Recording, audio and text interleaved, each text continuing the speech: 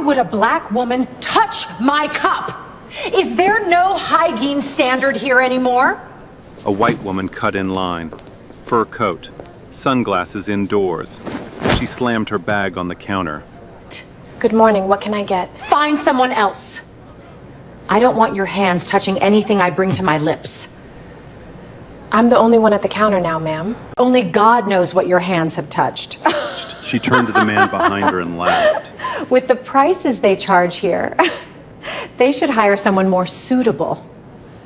The barista's hands didn't tremble. She made the latte, slid it across the counter, and said nothing.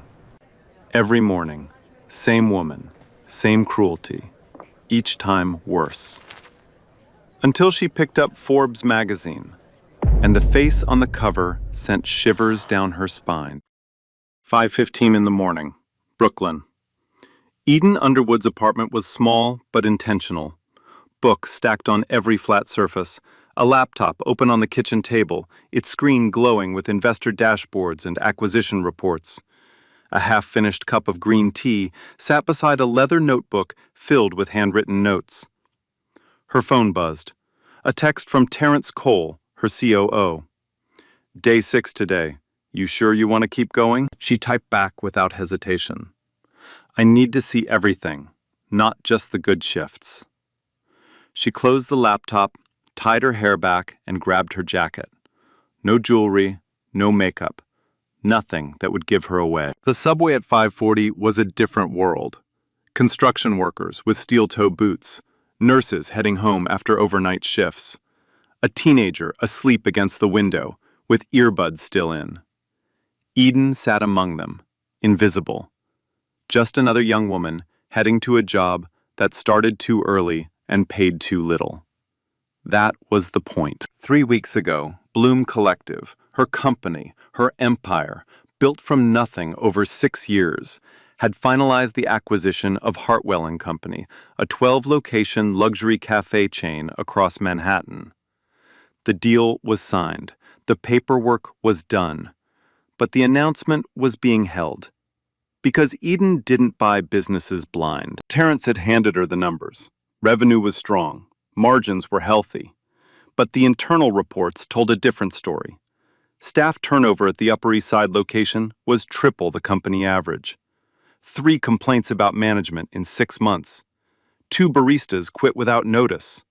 Something was wrong inside that building, and spreadsheets couldn't tell her what. So she did what no one expected. She applied for an open barista position at the flagship store. Fake resume, real name.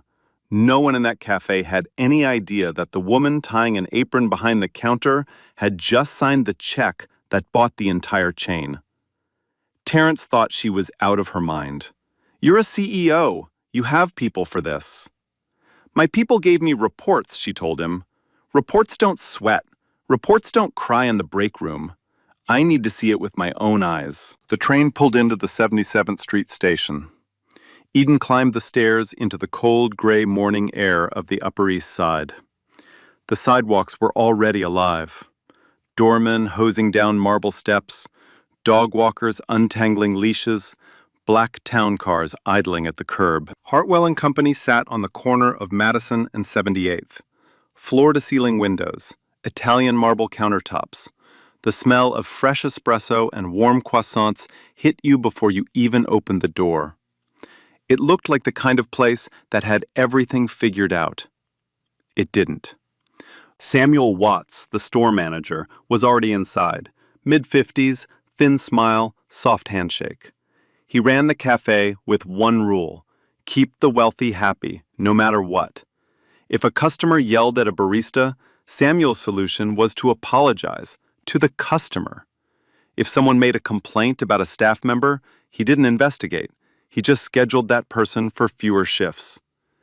Eden had watched him closely for 5 days now. He wasn't cruel. He was worse. He was a coward dressed in politeness. The other baristas were mostly young, hardworking, underpaid. They liked Eden. She was calm, reliable, never complained. A 22-year-old named Jess once whispered to her during a rush, "You're like weirdly unshakable. What's your secret?" Eden just smiled. Good sleep. She didn't tell Jess that she'd been up until 1 in the morning reviewing quarterly projections. She didn't mention the conference call with Tokyo she'd taken at 4 a.m. from her bathroom so the sound wouldn't carry. By 6:30, the machines were humming. Steam hissed from the espresso wands. The display case was full. The morning light came through the tall windows and turned the marble gold. And then, at exactly 8 o'clock, the same time every day, never a minute late, a black SUV pulled up to the curb outside. The door opened. A pair of red-soled heels hit the pavement. Candace Thornton had arrived. Every barista behind the counter felt it, a shift in the air, like the temperature dropped 2 degrees the moment she walked through the door. Eden wiped down the counter, took a breath, and waited. Day 6 was about to begin. Day 6. Candace walked in like she owned the building. Her perfume arrived before she did, heavy, sweet, suffocating. She didn't wait in line. She never waited in line. She walked straight past 4 people and placed both hands flat on the counter. Her rings clicked against the marble. "I'll have my usual, and I shouldn't have to say it twice." Eden already had the order memorized. Oat milk latte, extra hot, 2 pumps vanilla, light foam, served in a ceramic cup, never paper. She started making it before Candace finished talking. Candace leaned on the counter and watched her like she was supervising a child doing homework wrong. "You know, I've been coming here for 3 years. They've never had someone like you behind the counter." Eden didn't look up. "Someone like me?" "Don't play dumb. You know exactly what I mean." Eden set the cup down gently. Perfect foam. Perfect temperature. "Your latte, ma'am?" Candace picked it up, took 1 sip, and pushed it back across the counter with 2 fingers, like it carried a disease. "It's bitter. Make it again." It wasn't bitter. Every other customer that morning had complimented the coffee. But Eden didn't argue. She poured it out, started fresh. Same recipe, same precision, same steady hands. Candace took the second cup, sipped it slowly, then tilted it over the trash can right in front of Eden and let the whole thing pour out. She didn't break eye contact. The liquid splashed against the plastic liner. The sound filled the silence of the entire room.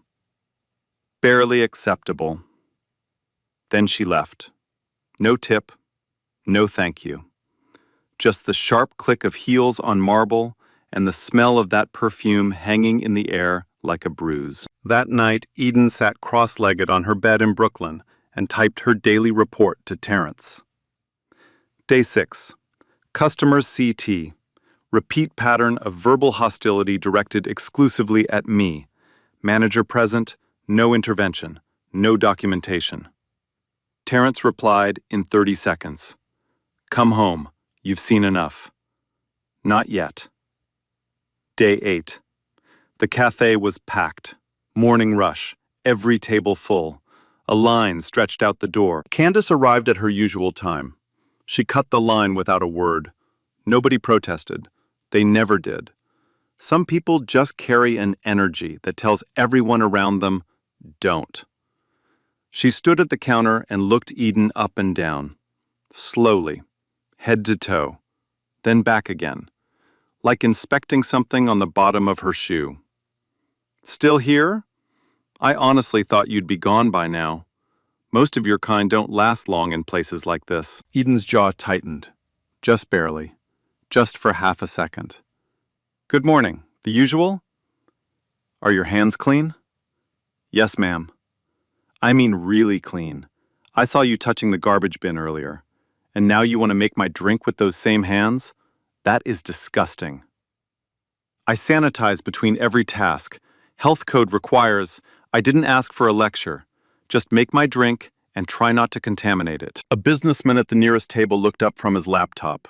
He heard everything. He looked at Eden. He looked at Candace. Then he quietly looked back at his screen, as if nothing had happened. Samuel Watts stood by the pastry case, rearranging croissants that didn't need rearranging. His back was half turned, but his shoulders were stiff. He heard every word. Eden made the drink. Perfect, once again. Handed it over. Candace took it without looking at her. Not a glance, not a nod, like receiving something from a vending machine. Day 10. This was the day things shifted from cruel to something much darker. Candace came in with a friend, a blonde woman in oversized sunglasses and a cashmere wrap. They stood at the counter together, and Candace spoke about Eden as if she wasn't standing right there, 3 feet away. See what I mean? This is what I deal with every morning. They put this girl on the counter and expect me to pretend everything is fine. The friend looked uncomfortable. Candace, maybe. No, look at her. Does she look like she belongs in a place like this, serving people like us? Please. Eden could hear every syllable. Her hands moved steadily, grinding beans, steaming milk, wiping the nozzle. She didn't look up. Candace leaned closer to her friend but didn't lower her voice, not even slightly. I swear, it's like a social experiment. Put a black girl in an Upper East Side cafe and see how long before the regulars stop coming. The friend said nothing. She stared at her phone. Eden placed 2 lattes on the counter. Your drinks are ready. Candace picked hers up, examined it like it might be poisoned, and turned to walk away. Then she stopped, turned back slowly. Oh, and sweetie, you missed a spot. She pointed at the counter. A spot that didn't exist. Maybe pay attention instead of eavesdropping on conversations that don't concern you. They walked out laughing. The glass door swung shut behind them. Eden wiped the invisible spot with a clean cloth. Her face showed nothing. But in the break room 20 minutes later, she stood at the sink alone and gripped the edge of the porcelain basin until her knuckles ached. The fluorescent light above her flickered once. She stared at her reflection in the small, cloudy mirror. She wasn't angry at Candace. She was angry at the room. 12 people sat in that cafe during these moments. 12 adults with ears and eyes and voices. Not one of them ever used any of it. She pulled out her phone and opened her notes. Day 10. Escalation. C.T. brought companion. Third-person references in earshot. Racial language fully explicit. Manager absent. No customer intervened. Bystander passivity deeply embedded. Day 12. Candace came in alone, again. But today, she was in a different kind of mood. Her eyes were red and raw. Her movements were sharp, impatient, reckless. She'd been checking her phone obsessively since she walked in, and whatever she saw on that screen made her face tighten like a clenched fist. Later, Eden would learn why.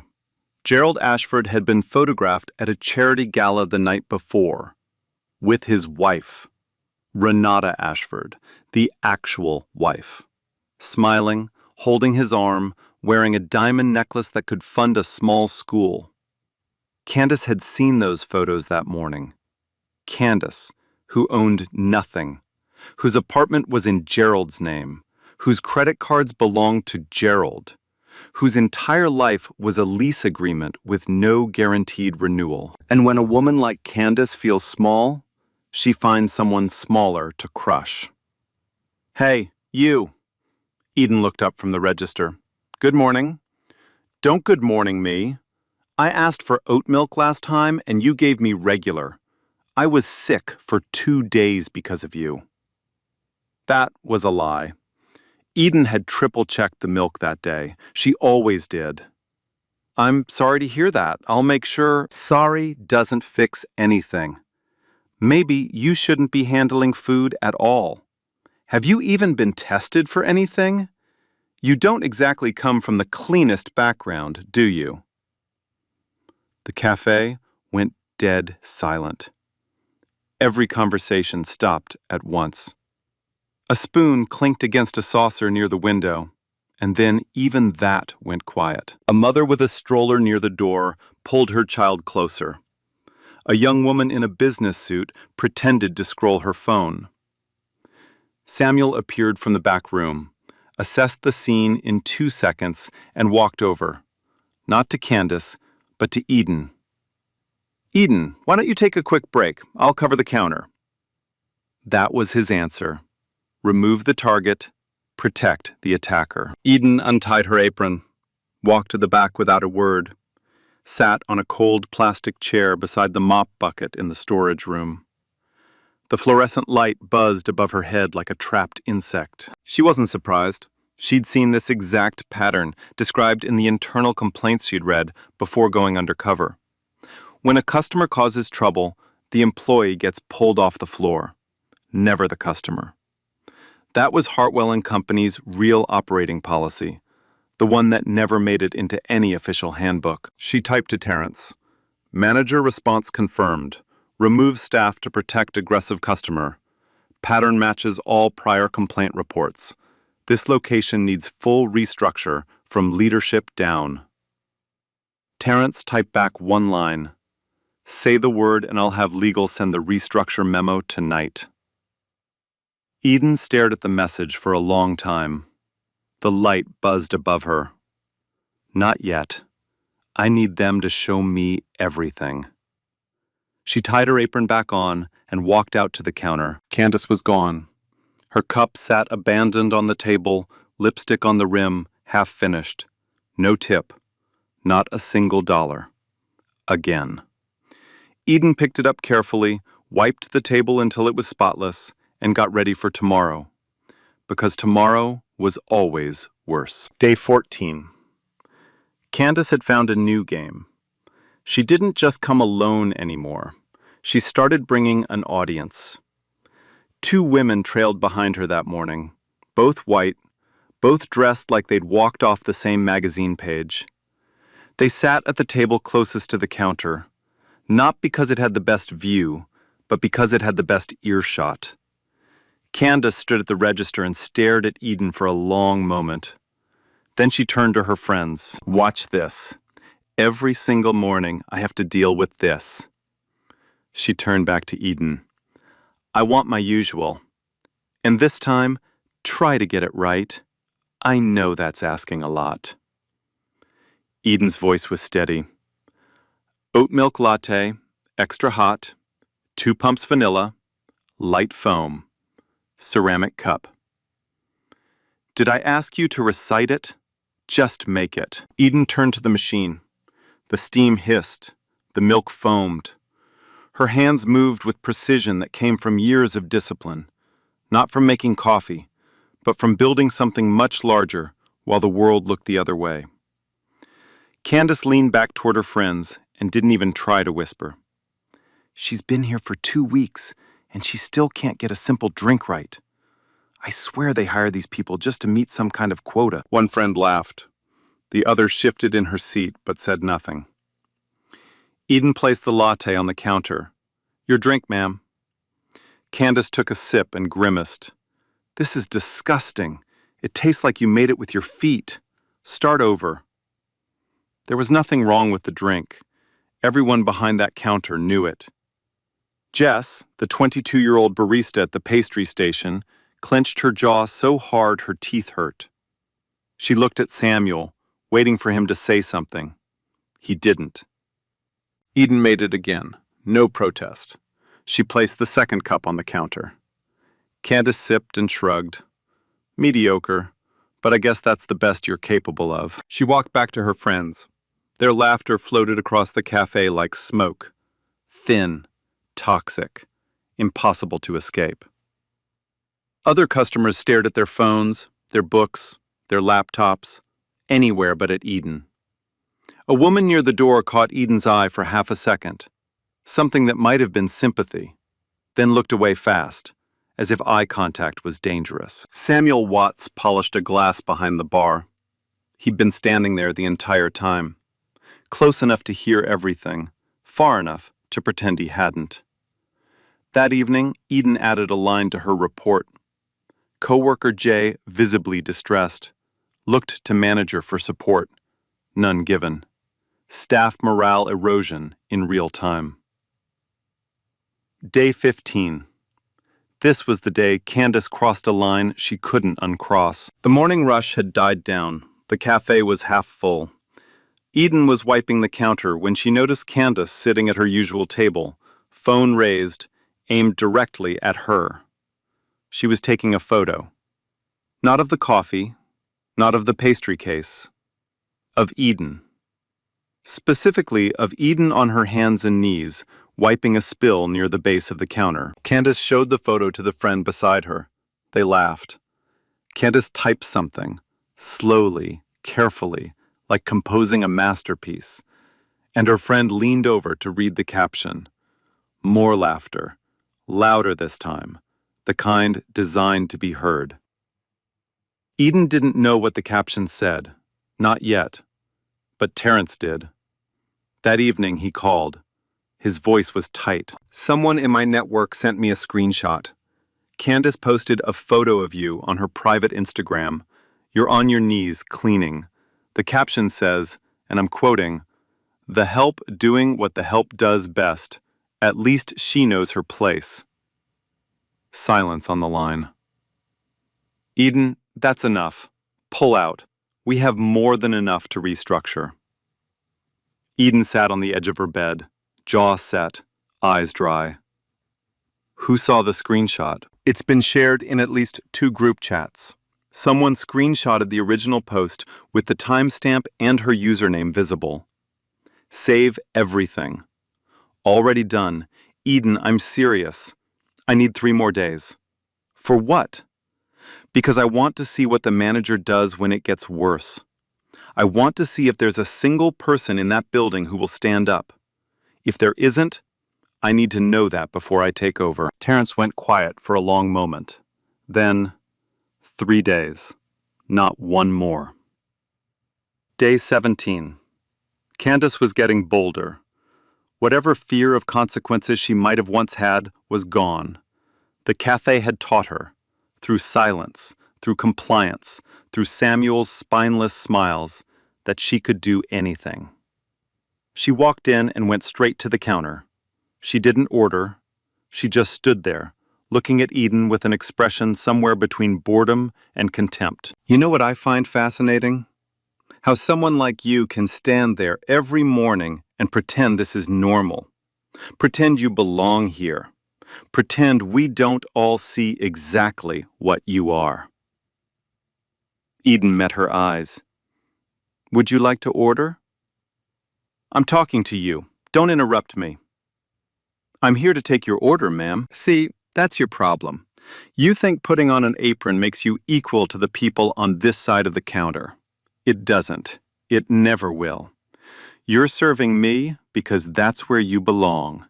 And deep down, sweetheart, you know it. The words hung in the air. A mother 2 tables away covered her young daughter's ears. The little girl looked confused. She didn't understand the words, but she understood the tone. Children always do. Eden didn't blink. She didn't look away. Her hands rested flat on the counter. Oat milk latte? Candace slammed her palm on the marble. The sound cracked through the room like a gunshot. Every head turned. Are you deaf? I said I'm talking to you. Don't dismiss me with your little robot routine. Samuel appeared from the back. He saw Candace's face. He saw Eden motionless behind the counter. He walked over quickly. Is everything all right here, Ms. Thornton? No. Your employee has an attitude problem. She's rude, she's dismissive, and she makes me uncomfortable every time I walk in here. I spent a fortune in this place. I am your customer. 3 years I've been coming here. Samuel nodded quickly, too quickly. Then he turned to Eden. Eden, maybe you should take the back for a while. I'll handle the front. Eden looked at Samuel for 3 full seconds. She searched his face for something that looked like courage. Nothing. She untied her apron and walked to the back without a word. In the storage room, she typed one line to Terrence. Manager sided with aggressor again. Day 17. Pattern unbroken. Day 18. The last day. Candace arrived at 8 sharp. Alone. Smiling. That smile was the worst part of all. It meant she had something planned. She ordered her usual. Eden made it perfectly. She always did. Candace picked up the ceramic cup, examined it, sniffed it, held it up to the light, took the smallest sip. Then she set it down, looked Eden dead in the eyes, and slowly, deliberately, tilted the cup over the edge of the counter. The coffee poured onto Eden's hands, hot. Not scalding, but hot enough to sting. Hot enough to make her skin flush red. Hot enough for every nerve to fire at once. It splashed across her apron, soaked through to her stomach, dripped onto her shoes, and pooled on the floor. The smell of burnt milk and vanilla rose between them like something ruined. Candace held the cup steady until every last drop was gone. Then she set the empty cup down with a soft click. Oops, guess your hands are dirty again. The cafe froze completely. 14 people in that room. No one spoke. No one stood. A man in the far corner pulled out his phone and began recording. His hands were shaking. Samuel stood near the espresso machine. He opened his mouth, then closed it, then looked at the floor. Eden looked down at her hands. Coffee dripped from her fingers onto the tile. The heat faded, replaced by something colder. She watched the drops fall for what felt like a long time. She reached behind her back slowly, untied the apron, folded it with steady hands, set it on the counter. She looked at Candace one last time, directly, without anger, without fear. I think I've seen enough. She picked up her bag and walked straight out the front door. No shouting, no tears, just the quiet sound of footsteps on marble and the soft click of the glass door closing behind her. Outside, the morning air hit her face. Cold, clean. The noise of Madison Avenue rushed in. Cabs honking, heels clicking, a delivery truck rumbling past. The world kept moving. It always does. The cafe stayed silent for a long time after she left. Candace smirked and reached for a napkin. She checked her reflection in her phone screen and carefully adjusted her hair.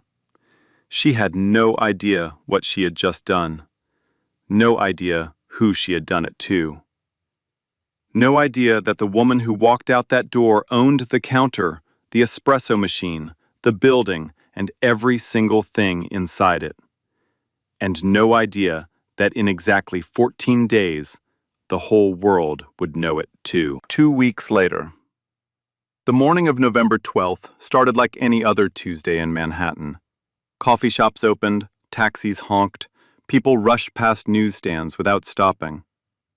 But on every newsstand, on every magazine rack, in every bookstore window from Soho to the Upper East Side, one face stared out from the cover of Forbes. Eden Underwood. The photograph was striking.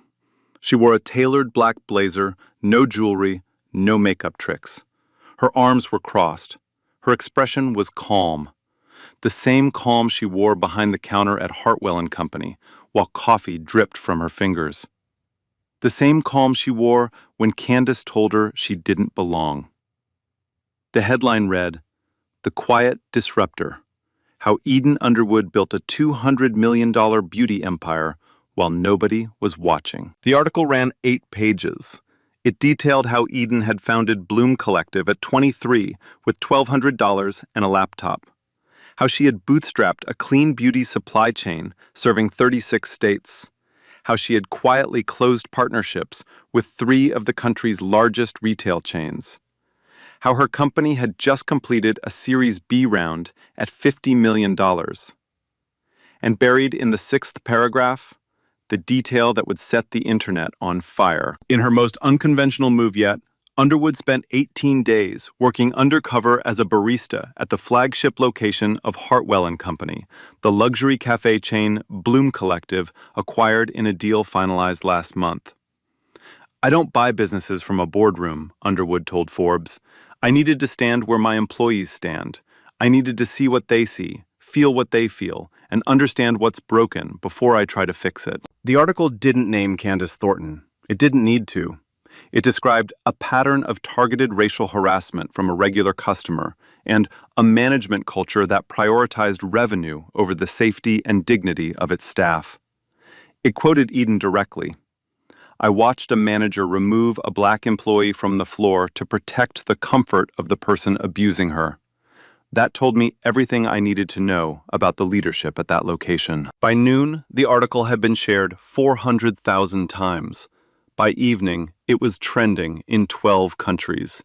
Everyone was talking about the CEO who went undercover and discovered exactly how broken her new company was. And then someone found the Instagram post. It didn't take long. Someone in Candace's social circle had screenshotted her original post weeks ago, the photo of Eden on her knees, the caption that read, "The help doing what the help does best." The screenshot still had Candace's username and timestamp visible. Within hours, the two images were side by side on every platform. On the left, Eden on her knees, mocked by a woman who thought she was nothing. On the right, that same woman on the Forbes cover, worth $200 million. Candace Thornton was at brunch when it hit her. She was sitting at a corner table with two friends at a restaurant on the Upper West Side. White tablecloth, mimosas half finished, sunlight coming through tall windows. She was laughing about something meaningless when one of her friends stopped scrolling and her face changed. The color left her cheeks slowly, like someone had pulled a plug. "Candace." "What?" Her friend turned the phone around. The Forbes cover filled the screen. Candace stared at it. Her mouth opened but nothing came out. She grabbed the phone with both hands, zoomed in on the face, and scrolled down to the article. Her eyes moved fast. Undercover, barista, Hartwell, 18 days, racial harassment, management failure. That can't be the same. It is. Candace's other friend was already looking at her own phone. Her voice was barely a whisper. "Candace, your Instagram post is everywhere. It's next to the Forbes cover. Everyone is sharing it." The mimosa glass in Candace's hand trembled. She set it down too hard. Champagne splashed across the white tablecloth. "Delete it. I need to delete it right now." "You already deleted your account. It doesn't matter. People screenshotted it weeks ago." Candace's phone rang. She looked at the screen. Gerald Ashford. She answered with shaking hands. Gerald didn't greet her. His voice was flat and cold, the voice of a man who had spent 40 years protecting his name and had no patience for anyone who threatened it. "My PR team called me 6 minutes ago. Your name is being connected to mine in every article about this story, every single one. Do you understand what that means?" "Gerald, I didn't know who she—" "I don't care what you didn't know. I care about what you did. And what you did is now on the front page of every website in this country, with my name attached to it like a stain." "I can fix this. Let me explain. We're done, Candace. I'll have someone collect your things from the apartment by Friday. The cards will be canceled tonight." The line went dead. Candace sat at that brunch table with a phone full of missed calls, a champagne stain spreading across white linen, and the sudden understanding that everything she had, the apartment, the car, the cards, the clothes, the tables at restaurants like this one, had never actually been hers. And now, even the borrowed version was gone. The internet moved fast, faster than Candace could delete, faster than she could hide, faster than she could call anyone who might still pick up. By the next morning, the side-by-side images, Eden on her knees in Candace's Instagram post, Eden standing tall on the Forbes cover, had been shared over 2 million times. Every major platform had it. Every news outlet picked it up. The headlines wrote themselves. Billionaire's mistress mocked Black Barista for weeks. Barista turned out to be her boss. She called her the Help. The Help owned the whole company. Forbes cover CEO endured 18 days of racial abuse from a customer at her own cafe. Hashtags erupted overnight. Baristas, waiters, hotel workers, and retail employees started posting their own stories.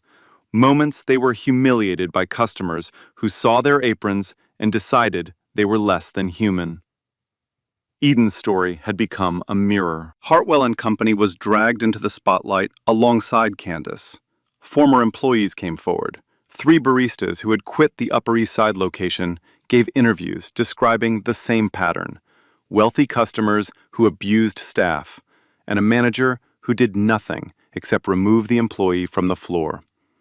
Samuel Watts was named in every account. His photograph circulated online. The cafe's Yelp page was flooded with 1-star reviews. Its Google rating dropped from 4.6 to 1.8 in a single day. The cafe issued a statement, 3 sentences long, using the phrase, "deeply committed to creating a safe environment," without once acknowledging what had happened. The internet tore it apart within the hour. Candace tried to reach Eden. She called the cafe, but Eden no longer worked there. She tried mutual acquaintances, but every door was closed. Nobody wanted their name near hers. So she apologized. Badly. A friend still willing to speak to her posted a statement on Candace's behalf, since Candace had deleted all her own accounts. It appeared on Instagram and was screenshotted immediately. "I want to sincerely apologize to anyone who was hurt by my actions. That is not who I am as a person. I was going through an incredibly difficult time in my personal life, and I took my frustrations out in ways that don't reflect my true character. I am committed to learning and growing from this experience." It was a textbook non-apology. Every line calculated to deflect rather than accept. Anyone who was hurt, instead of Eden's name. Not who I am, despite 18 straight days of evidence proving exactly who she was. Difficult time, as if personal problems justified pouring hot coffee on another woman's hands and calling her the Help. Commentators and influencers responded within hours. Reaction videos flooded YouTube and TikTok. People read the apology line by line and dismantled it word by word. One video, a young Black woman sitting in her car, calmly dissecting every sentence, got 11 million views in 2 days. She said, "That's not who I am. Ma'am, you did it every single day for almost 3 weeks. That is exactly who you are.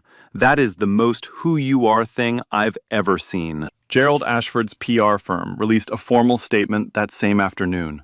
4 sentences, cold and precise. Mr. Ashford is aware of the recent reports involving Ms. Candace Thornton. Her behavior as described is reprehensible and entirely inconsistent with Mr. Ashford's personal and professional values. Mr. Ashford has no ongoing personal or business relationship with Ms. Thornton. He wishes Ms. Underwood well and has the utmost respect for the work she and Bloom Collective are doing. That was it. 40 years of a man's carefully built public image, protected in 4 sentences. Candace erased from his world with the cold efficiency of a press release. The apartment she had lived in for 3 years was in Gerald's name. The car she drove was leased through his company.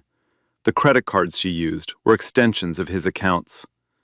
Within 72 hours of the Forbes cover dropping, every single one of those lifelines was severed. Candace Thornton, who had walked into Hartwell and Company every morning like she owned the city, now owned nothing. Not the apartment, not the car, not even the public narrative. The only thing left with her name on it was a screenshot that refused to stop spreading, and a voicemail from Eden's attorney formally requesting a meeting she could no longer afford to attend. The borrowed life was finally over. And what came next would be much worse. 3 weeks after the Forbes cover, Eden Underwood filed a civil lawsuit against Candace Thornton in Manhattan Superior Court. The charges were precise: harassment, defamation, invasion of privacy.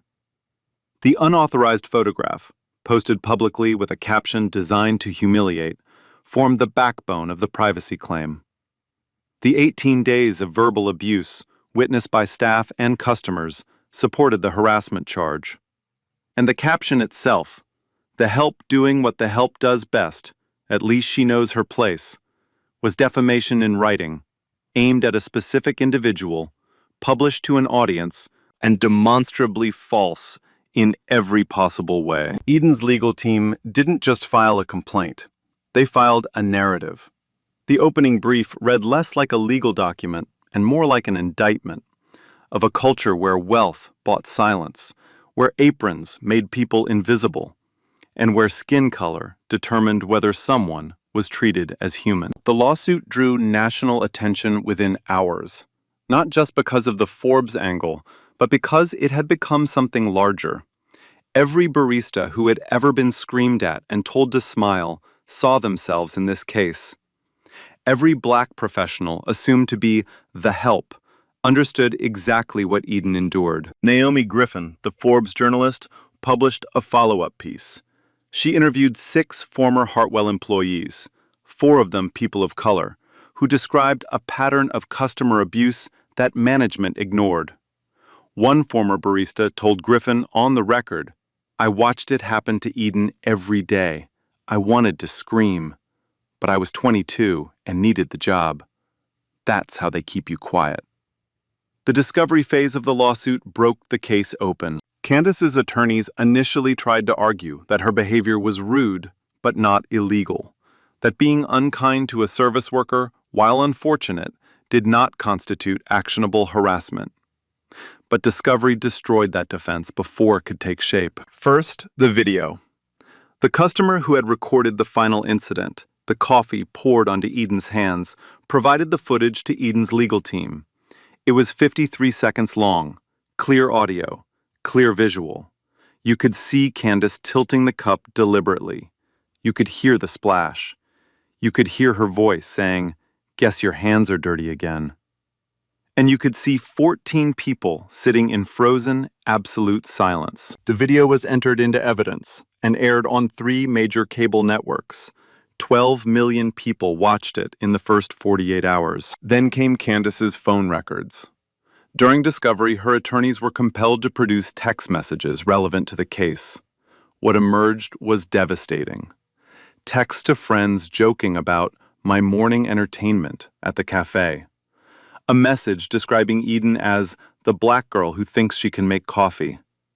A group chat where Candace sent the Instagram photo before posting it publicly, with the message, "Watch me put this one in her place." Another text from the same week read, "She looked like she was about to cry today. Best Monday I've had in months." Each message was time-stamped. Each one was now permanently part of the court record. Then came Samuel Watts. Called as a witness during a deposition, Samuel admitted under oath that he was aware of Candace's behavior toward Eden and other staff members. He admitted that he had never documented a single complaint. He admitted that his standard response to customer aggression was to remove the employee, not confront the customer. When asked why, his answer was simple and damning. "She spent a lot of money here. I didn't want to lose the account." Eden's 18 daily reports, the ones she had sent to Terrence every night during her undercover evaluation, were entered into the record as contemporaneous documentation. Each report was dated, detailed, and consistent. They described specific incidents, named witnesses, and noted management failures in clinical, precise language. Together, they formed a paper trail that no defense attorney could dismantle. Candace's position collapsed. Without Gerald's money, she couldn't afford extended litigation. Her attorney advised settlement.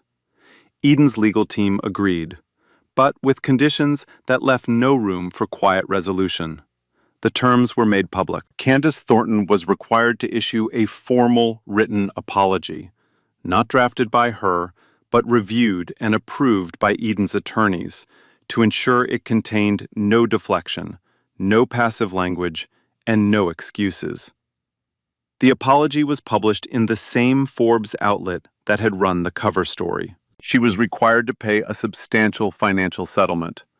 The exact figure was sealed by the court, but legal analysts estimated it in the high six figures, enough to ensure Candace felt the weight of it for years. She was required to complete a certified anti-discrimination and cultural sensitivity program, 200 hours, verified by a third-party compliance firm, with quarterly progress reports submitted to the court for 18 months. And she was banned from all 12 Hartwell & Company locations, permanently. Separately, Hartwell & Company, now under Bloom Collective's ownership, settled its own liability. Samuel Watts was terminated. His termination letter, signed by Eden personally, cited sustained failure to protect employee welfare and deliberate prioritization of revenue over the physical and psychological safety of staff. The Upper East Side location was closed for 2 weeks for full operational restructuring. Every employee across all 12 locations was required to complete bystander intervention and anti-discrimination training. A new internal policy was implemented. Any customer engaging in abusive behavior would be asked to leave immediately, and any manager who failed to enforce this policy would face termination. Eden gave one interview after the settlement, just one. She sat down with Naomi Griffin in a quiet room with white walls and natural light. No makeup team, no publicist standing off camera, just Eden, a glass of water, and a journalist she trusted. "I didn't stay in that cafe to collect evidence," Eden said. "I didn't go in with a plan to catch anyone. I went in because I needed to understand what my employees experience every day. And what I found was a system that punishes the people at the bottom and protects the people at the top." Candace was cruel. There's no other word for it. But she didn't operate in a vacuum. She operated in a room full of silence. And that silence is what I'm trying to fix. Griffin asked if she felt the settlement was justice. Eden paused for a long time before answering. Justice isn't a settlement check. Justice is the next barista who gets screamed at by a customer and watches her manager walk over, not to her, but to the customer, and say, "You need to leave." That's justice. That's what I'm building toward. The interview was published the following Monday. It was shared 600,000 times in one day. 6 months later, Bloom Collective closed its Series B at $50 million and expanded into 12 new markets. Eden opened a flagship store in Brooklyn, 3 blocks from the apartment where she used to sit on her bed at 1 a.m, typing reports to Terrence while the rest of the city slept. She named her foundation the Diane Underwood Foundation, after her grandmother, the woman who once sat with her on a porch in North Carolina and told a teenage girl that the world would try to put a ceiling on her before she even stood up. The foundation provided free legal representation to service workers facing harassment and discrimination. In its first 6 months, it took on 200 cases across 14 states and partnered with labor rights organizations in 9 cities. Most callers said the same thing. "I didn't think anyone would believe me." Eden still made her own coffee every morning. French press. No milk, no sugar. She said it kept her honest. Candace Thornton moved out of Manhattan. She completed her 200 hours of court-mandated cultural sensitivity training. She paid the settlement in installments because there was no longer a billionaire writing checks on her behalf. The social circles that once welcomed her closed their doors without a word. No calls, no texts, no invitations. The women who had laughed with her at the cafe refused to return her messages. The restaurants where she once had reserved tables no longer recognized her name. The designer boutiques that had greeted her by first name now looked through her like glass. She learned, in the slowest and most painful way possible, what it felt like to be invisible. Not because of cruelty, but because of the exact same silence she had used against Eden for 18 straight days. The only difference was that no one was recording it. No one was writing reports. No one cared enough to document what was happening to Candace Thornton. And that, perhaps, was the loneliest kind of justice there is. Samuel Watts left the service industry without a word. No public statement, no interview, no apology. He quietly vanished from the world he had managed so poorly. The last anyone heard, he had taken a warehouse job in New Jersey. He never spoke about Hartwell & Company again. Nobody asked him to. Hartwell & Company, under Bloom Collective's leadership, became a national model for worker protection. The new employee handbook opened with a single line, printed in bold on the very first page. The dignity of our staff is not negotiable. Every location implemented a zero-tolerance policy for customer abuse. Every manager was trained in bystander intervention. Every employee was given a direct line to report harassment without fear of retaliation. A framed copy of Eden's Forb's cover hung behind the counter at the Upper East Side location. The new staff put it there themselves, not as a marketing tool, not as decoration, as a reminder of what happens when one person decides that silence is no longer acceptable. But here is what matters most about this story. Eden's success didn't begin when Forbes put her face on a magazine. It didn't start with the lawsuit, or the settlement, or the foundation. It started years before any of that, in a grandmother's living room with $1,200 and a second-hand laptop, built one quiet decision at a time, by a woman who decided that the world's opinion of her was never going to become her opinion of herself. The real twist wasn't that a barista turned out to be a CEO. The twist was that it took a magazine cover for people to treat her like a human being. She was the exact same person behind the counter that she was on that cover. Same hands, same mind, same calm, same worth. The only thing that changed was what other people knew about her. And that should make us deeply uncomfortable. Because if respect only shows up after someone reveals their title, their net worth, or their Forbes cover, then it was never respect at all. It was calculation. And calculation is not the same thing as decency. Eden didn't need a magazine to prove her value. She never did. The people who needed that magazine were the ones sitting in the cafe, staring at their phones, pretending nothing was happening. The ones who could have said something. The ones who chose their silence every single day. You know what nobody talks about? It wasn't one cruel woman who was Brooklyn. It was 14 people sitting in that room who let her be cruel every single day for 18 days. 14 others with ears, eyes, and a voice, and not one of them opened their mouth. One cruel person can only do so much damage alone, but a room full of people who watch it happen and say nothing, that's where real damage comes from. The silence, the looking away, the pretending you didn't hear it.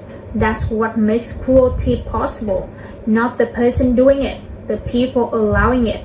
So next time you are in that room and you will be that room, don't be the 14, be the one who says that's enough, even if your voice shakes, even if nobody joins you, because one voice is all it takes to break the silence. And the silence, once it breaks, never goes back together the same way. Like, share and subscribe Real Stories, Result this every week. And remember, cruelty needs an audience to survive. Don't give it one.